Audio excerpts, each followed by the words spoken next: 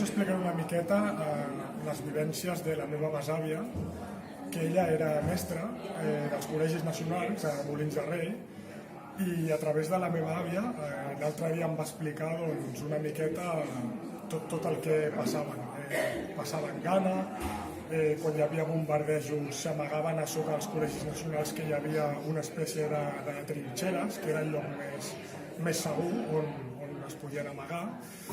I després el tema de la gana, la gent passava molta gana, però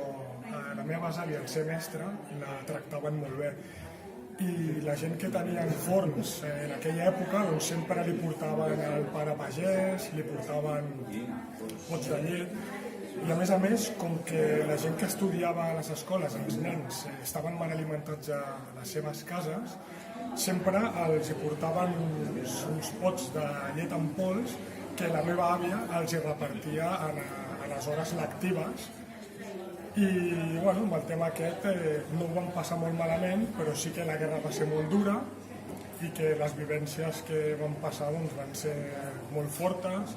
que el seu marit va tenir que marxar a l'exili. I bé, és una miqueta el que he pogut recopilar durant aquests dies parlant amb els meus pares i amb la meva àvia, que és el que m'han explicat del que ells van viure.